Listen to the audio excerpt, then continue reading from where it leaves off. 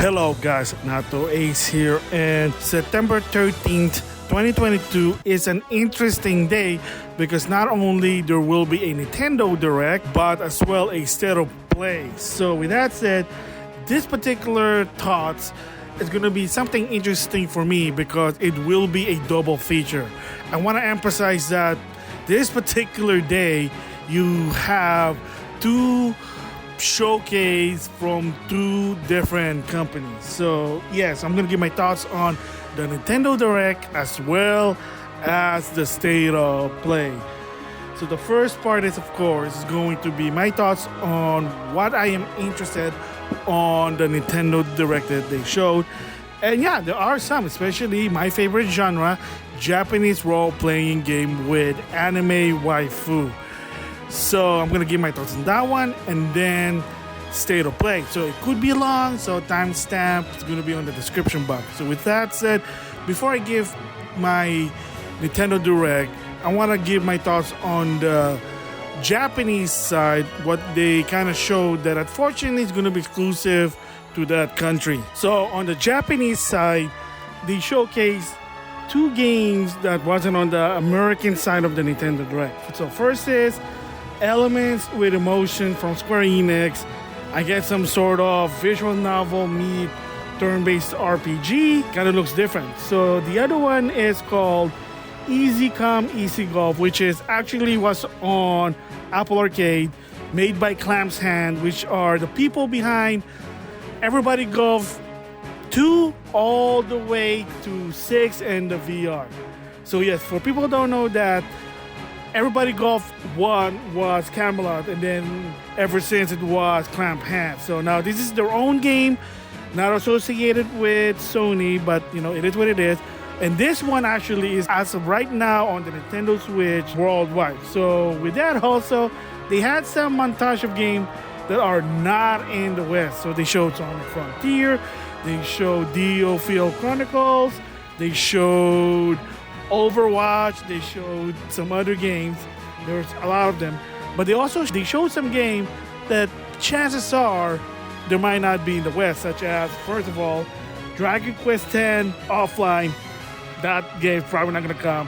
Whether you like it or not, Dragon Quest does not sell well in the West. So yeah, it's one of those IP, very popular in Japan, but when it comes outside, no, it doesn't really work.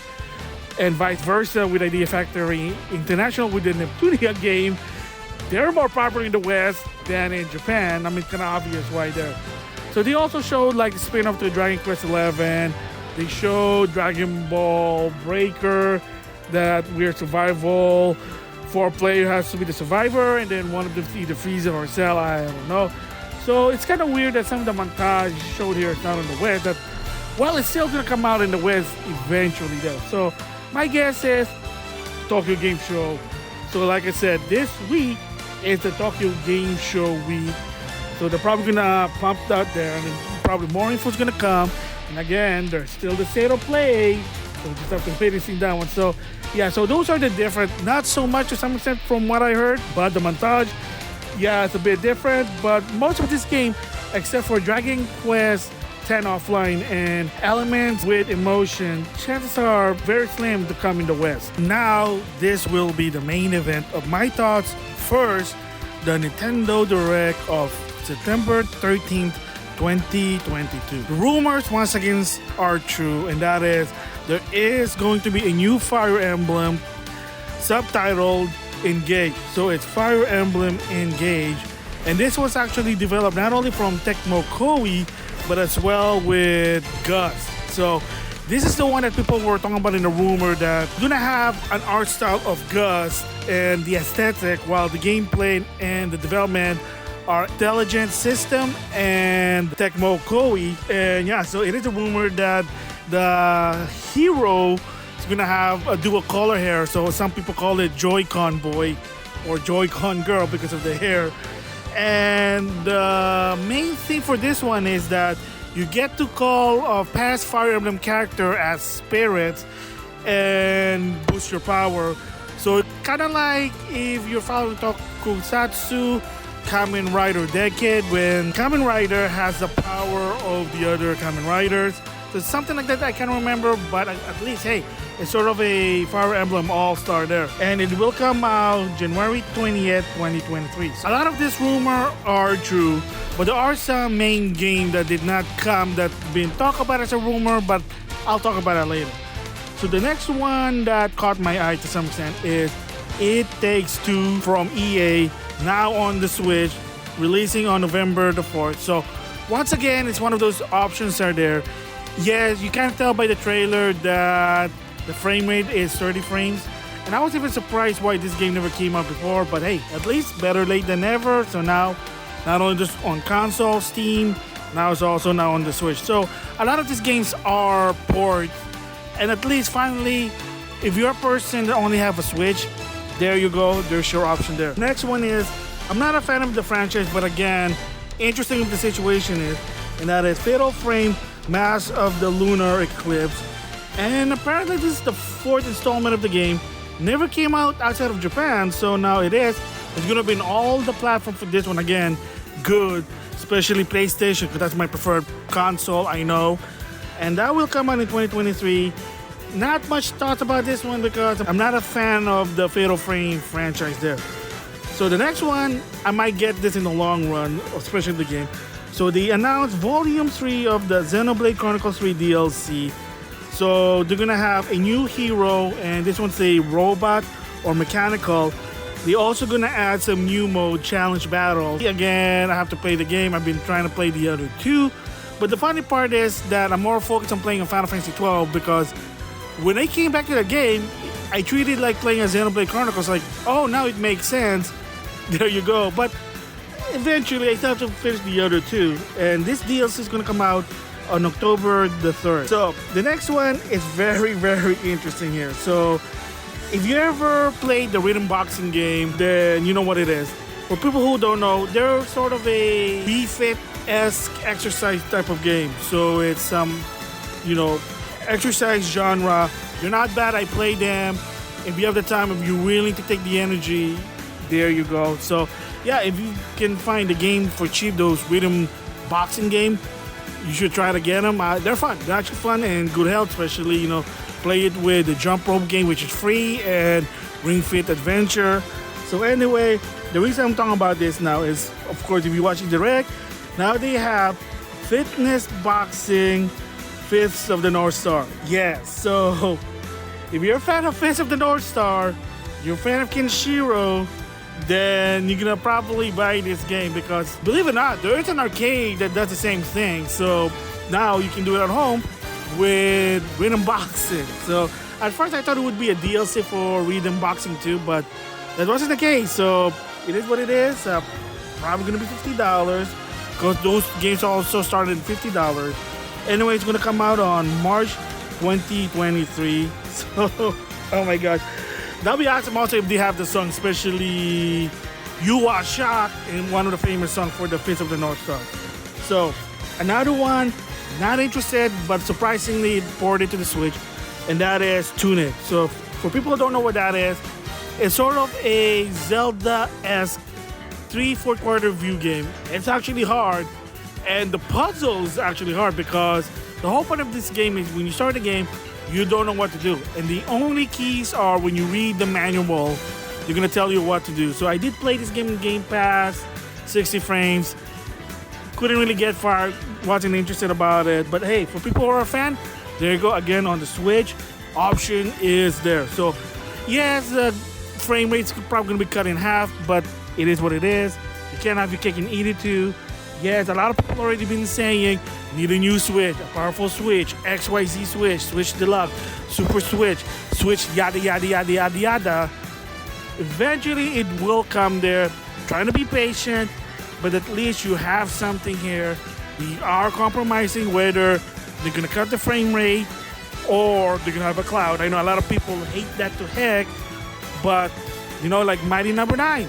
Again, better than nothing. You want the game there or not? I mean, you can't have your cake and eat it too, and you say, yo, you can with a Switch. Well, I salute you and good luck with that. So the next one are more info on the Front Mission remake. So Front Mission 1 is going to be released on November 2022, while Front Mission 2 is going to be 2023. And they also announced Front Mission 3 Remake. So awesome. As of right now, the game is sort of a Switch exclusive. So no one knows it's either a permanent exclusive or it's a time exclusive. Hopefully it'll also go to other platform. I think it will. If just like Panzer Dragoon Remake, it was on the Switch first and then it finally came to other console. Like I said, for me personally, I like it on the PlayStation 4 so I can build my trophies. But as long as it goes to other console, I don't care if it's time exclusive. I'm cool with that. And for people who don't know why sometimes they do that, easy. Some developers are easier to focus on one console first and then they'll port it on the other one rather than doing multiple console. Again, what happened if you're a small team, you're trying to do multiple platform, Mighty Number 9. And if you watch any YouTube video about it, you'll understand why. So, yes, so hopefully it is a time exclusive, but it looks awesome. I know a friend of mine that loves this series, so finally, I'm going to wait for the PS4 version, beyond 1080p, and trophy support. So, the next one is Splatoon 3 will finally have their official Splatfest. It's all about what do you bring on an island, either gear, grub, or fun. And it's going to start in September the 23rd to the 25th. So, again, to some extent, I play Splatoon. And if you followed my main channel, I did a super personal, quick impression of the Octo expansion. And you know my feeling there. So, teaser, I might do a more in-depth and more clarification of that one. So, for that particular short, it was a humorous thing. But to some extent, it is my personal opinion, impression of the game. So it does not reflect of the gaming community. It is my very, very subjective. That's why I said subjective there, because I was having a hard time. But the bottom line is, again, a real Splatfest is going to be a tricolor once again. And not only that, they also announced that there's going to be more free update for the game. So awesome. Just have to wait and see for that one there. Octopath Traveller 2 was announced there. Didn't even know there's going to be a sequel. But the best part here, this game will also be on the PS4 and PS5. I'm so happy about that one. Oh my god, when I played Octopath Traveller on the Xbox Series X, the graphic was so awesome. 60 frame, beyond 1080p. And not only that, if you have the VC or Xbox One, it runs in 60 frames. Still, freaking awesome. So, yeah, so I'm happy it's going to be on the PS4 and PS5. Yeah, it's kind of sucks not on the Xbox. But again, it is what it is. So I'm hoping that Square Enix will also consider bringing Octopath Traveller on the PlayStation, because I really want to build my trophy. But awesome. And when I look at their Square Enix trailer, not the Nintendo Direct, yeah, it was on 60 frames. So that's all I needed. Awesome. Looks beautiful. Coming 2023, February the 24th. So a lot of this game mostly will be 2023. But I am very happy that Octopath Traveller 2 is going to be on the PlayStation also.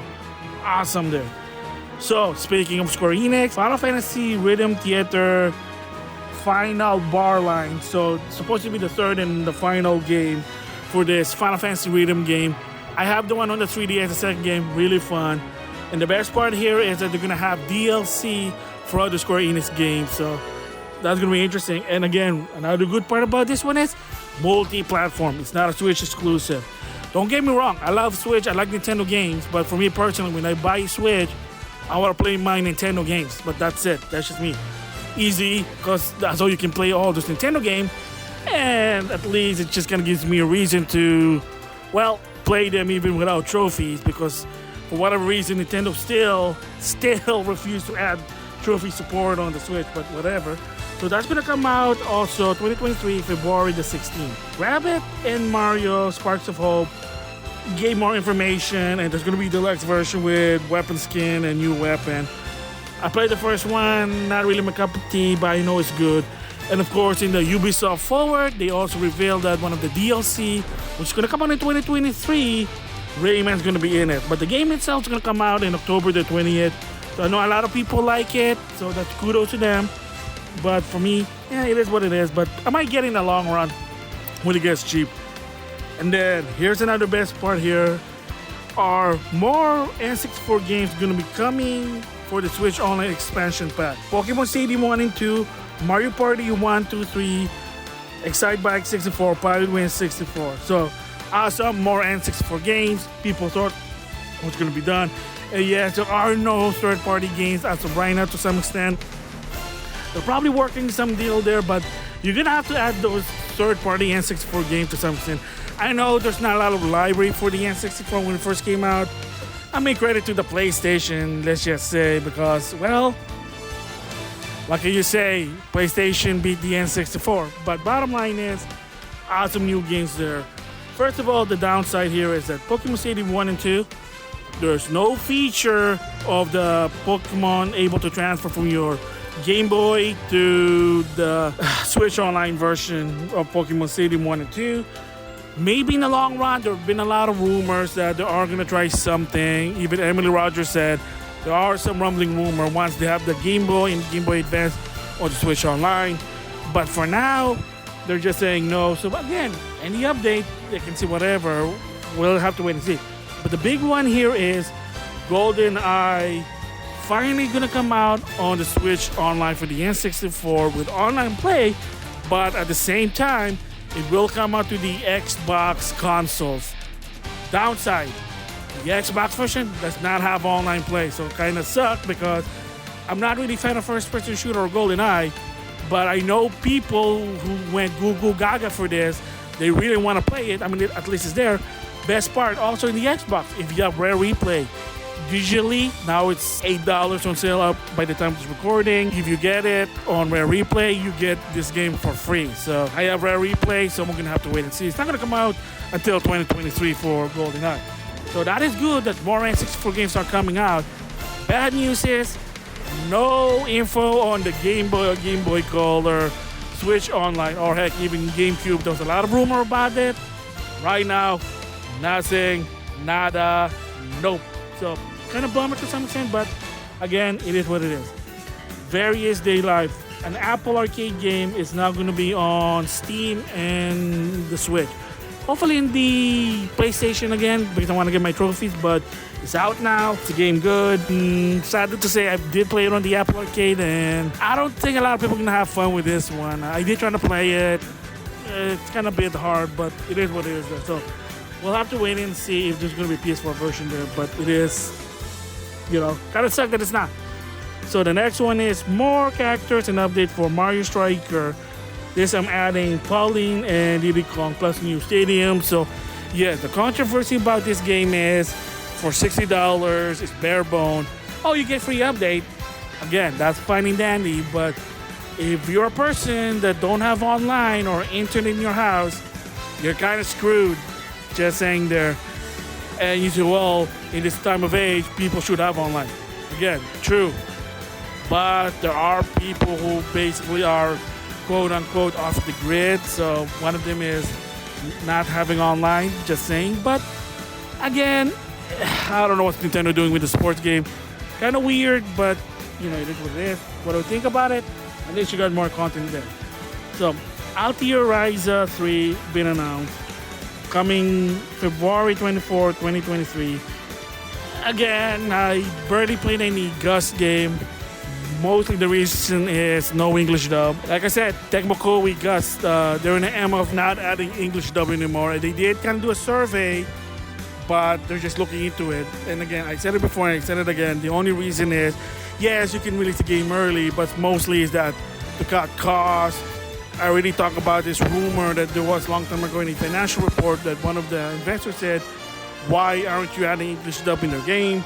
And the guy able to convince the investor saying to cut costs. And they said, okay, does it make money? You show proof. And they did. So as of right now, unless it's being published by other company or they're getting paid by someone else, when they develop their own game and publish them, they don't put English dub. It is what it is. It sucks. Anyway, moving from that one is Wave 3 Mario Kart Booster Course. So they kind of showed 2 new cores. Cool. Coming out holiday of 2022. So at least it's not going to be that long. I know a lot of people just want Mario Kart 9, but they're probably saving that for the next Switch system. That's just my guess. So, I mean, why? I mean, Mario Kart 8 is still good. if it's not broken, why people are complaining that you should move to 9, 10, whatever Mario Kart it is. But at least there's more course. And then Nintendo Switch Sport finally announced Golf gonna come out in holiday of 2022, supposedly fall, but they delayed it due to they needed more time. It is what it is. It looks good. Hopefully in 2023 they're gonna add more sport, because right now, yeah, for $40 it's look bare bone, but because like I said, I know that they're gonna add more. There's already been rumor and data mine that they will be adding more sports, so, and for free. So by the time when all this update is done, it's a good game. Yes, I know. Oh, it's online again. It's time of age. This is how the ammo is. It kind of sucks. It is what it is there. And then Miyamoto made an appearance, and he just want to clarify that Super Mario movie still on spring of 2023. So there was some error. Someone thought it was holiday of 2023. So it is a typo. The guy probably didn't fix the date right. So Miyamoto said, hey, it's still going to come spring of 2023. And then, of course, in the West, Super Nintendo World, Universal Studio, Attractive Park, 2023 there. And then, for a while, people are wondering, why are you promoting Pikmin Bloom? Which is, I played it, it's okay for what it is. I like to walk, I like to count my walks, but that's just me. It's not a bad game for what it is, but again, it's not for everyone. So, do I recommend it? Unless you're a person that likes to make your walks, your exercise count, here it is. But to some extent, probably not. But anyway, it's kind of weird that they're promoting that. But of course, that's what you do. You got to promote stuff. But it actually transitioned to Pikmin 4. Yeah, so Miyamoto finally confirmed there will be Pikmin 4 there. So, again, the rumors again that this game is already done. They're just holding to it. Now, it's been confirmed. They're going to come out in 2023. Pikmin 4. Then more info about Bayonetta 3. Nintendo Switch exclusive because Nintendo paid the bill. You know the story of that one there. So next one is from the makers of the Danganronpa.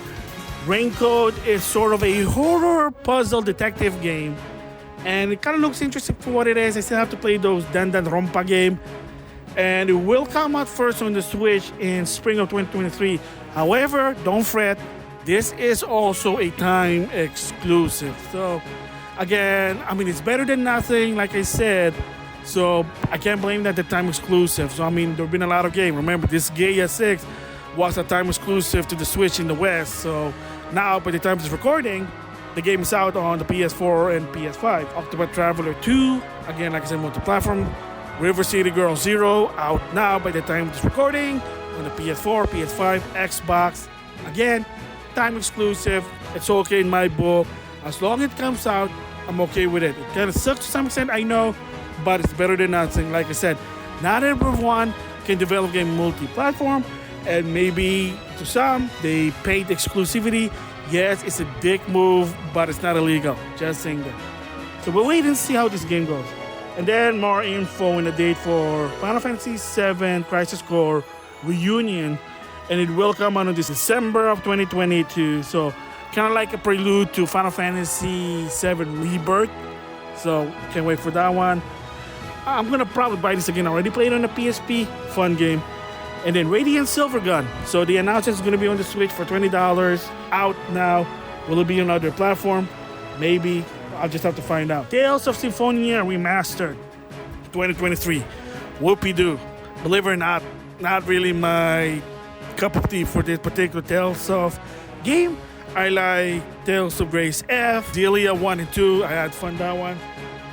Vesperia, thank goodness, also multi-platform, but that's already been done.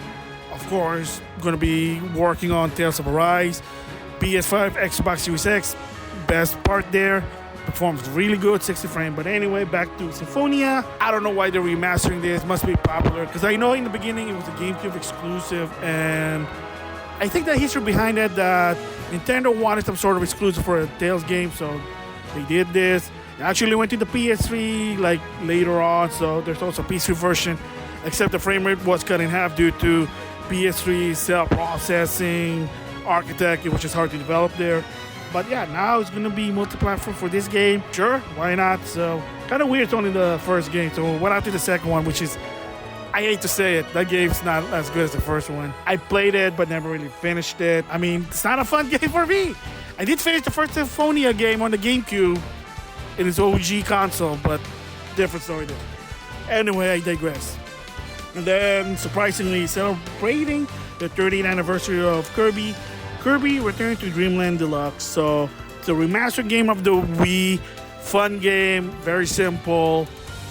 I don't know what anything new about this one. That's not, and apparently it looks like it doesn't have online play, but it is what it is there. How much are you gonna sell this? $60? I'll be laughing if it is. Anyway, so with that, closing for the Nintendo Direct is they finally got a date and the title for The Legend of Zelda Breath of the Wild 2. So now it is called The Legend of Zelda Tears of the Kingdom. So whatever that means, the Zelda lore experts probably going to be explaining that. Don't care. I'm just going to wait for the game to come out and play it. And they announced the date. So that date. But you got to keep that note. It's going to be May the 12th, 2023. So you might say, oh, awesome. I can't wait for that one. But don't be surprised with a Zelda game if push comes to shove. They gotta push it back. Again, this game was originally supposed to be released during the 35th anniversary of the Zelda franchise. Due to development problem, gotta push it back. So we'll just have to wait and see. Will I have amiibo support? Am I gonna be able to get a Twilight Princess Link? We'll just have to wait and see. But beside that, so they ended with that one. A lot of people are not happy. Oh, whoopie-doo, date and a title. Again, so like a lot of the rumor wasn't in this one. What happened to Advance War 1 and 2? No talk.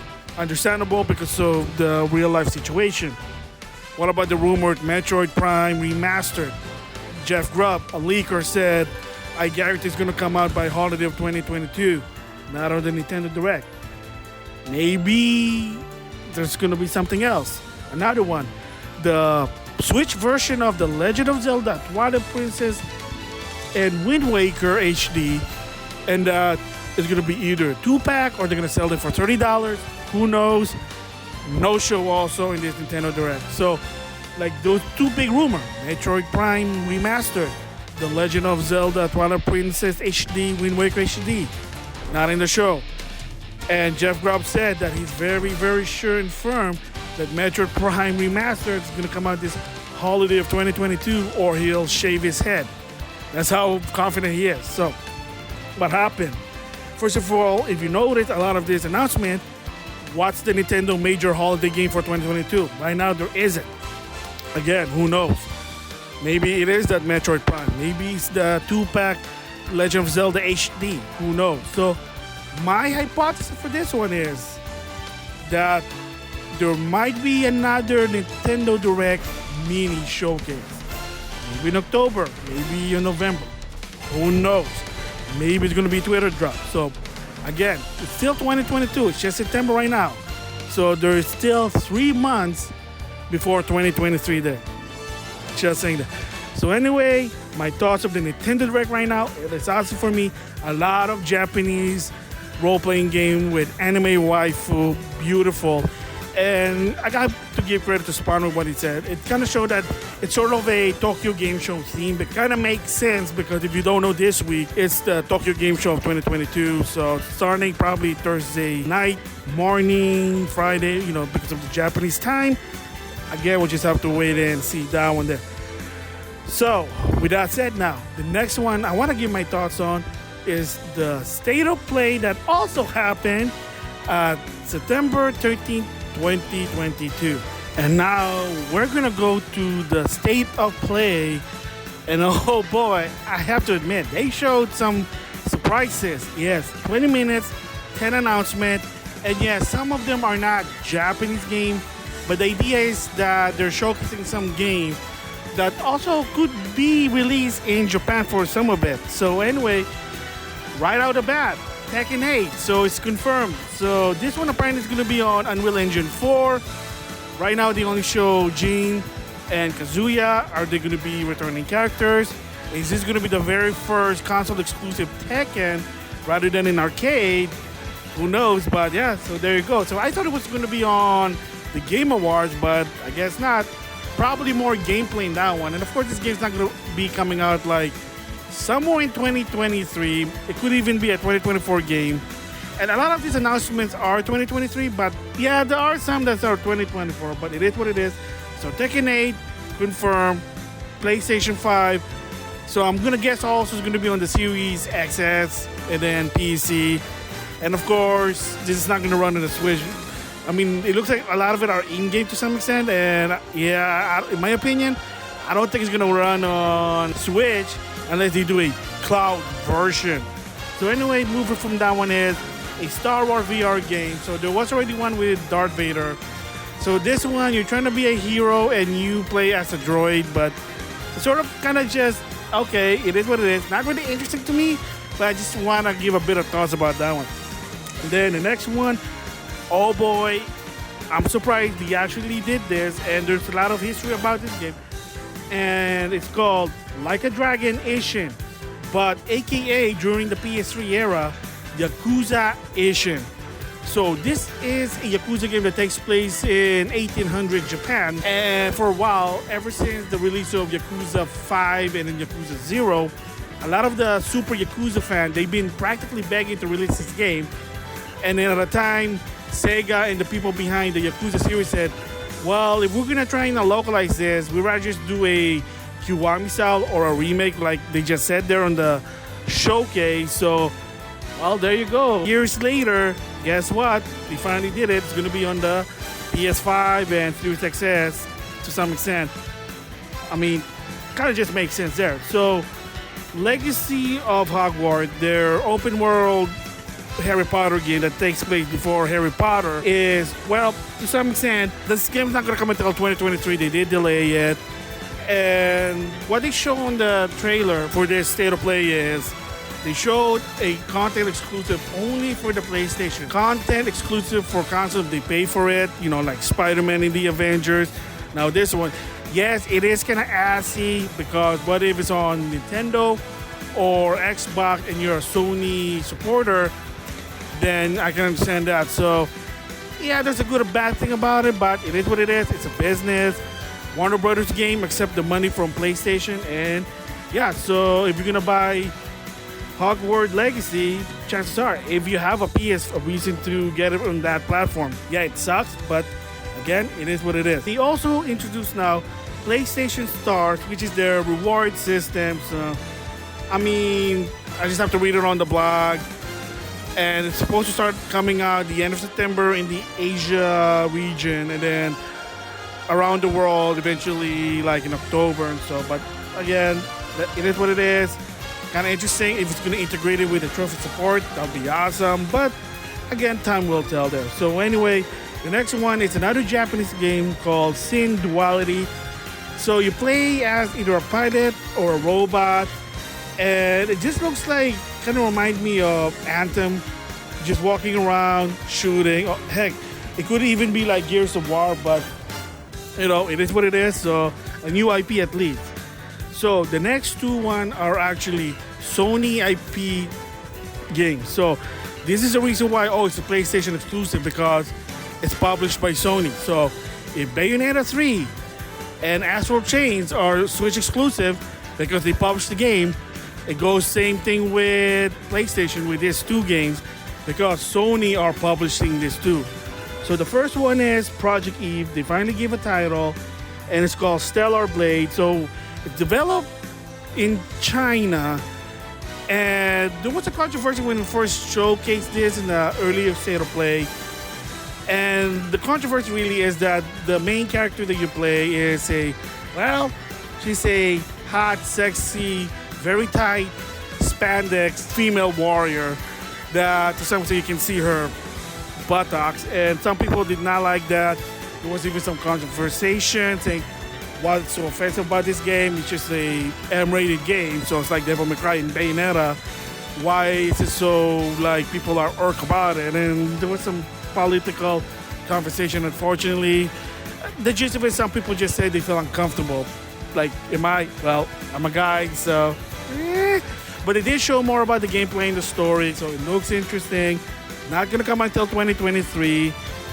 Again, their own God of War.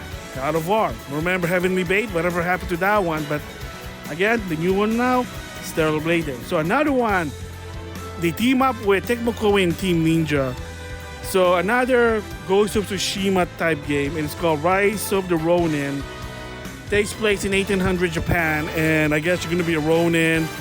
So we're gonna have to wait and see. It's gonna be some sort of Sony's version of their Ninja Gaiden, because it's not gonna be Ninja. You're playing as a Ronin. Again, surprisingly, the Sony IP. They're publishing it, so they're probably funding the game. I'm kind of surprised that Tecmo Koei is really, they're everywhere. They're developing games from Nintendo, Sony, etc., etc., etc. And I mean, push to shove, really, I'm just gonna say that maybe they're just better being a developer than a publisher. At least if someone published their game, Gus game at least, maybe the Musou game, at least it'll have English dub, but whatever. It is what it is. Yeah, because this one actually has English dub. In the case with Stellar Blade, right now it's like Mandarin, but we'll just have to wait and see that one. So ending for this showcase is, first they show a PlayStation 5 God of War Ragnarok controller theme. So at first I'm like, really? You're gonna end it with this? It's kind of weird. And then they finally showed more trailer of the game. So they showed more returning characters and some new one. They finally showed Fatty Thor fighting against Kratos. And yeah, there was sort of a controversy because how come he's a fat ass? Again, if you watch any history about Thor, he's not supposed to be buff. He is a fatty guy. The only reason why he became muscly was because of Marvel Thor. I mean, there's a reason why in Avengers Endgame Thor was fat. But of course, spoiler, Love and Thunder, he's back again to being buff. But, it is what it is. But that's the reason why. But anyway, they showed more gameplay, more story about it. Looks awesome. PS4 and PS5 there. So there you have it. So the Sony State of Play, I have to say, it's not that bad.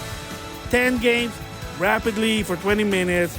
To some extent, it's good because the whole point is show something, maybe a bit of a gameplay, explain a bit of what the game is, and then there you go. Because again, a lot of these games are third party, so they'll probably talk about it more on the Tokyo Game Show.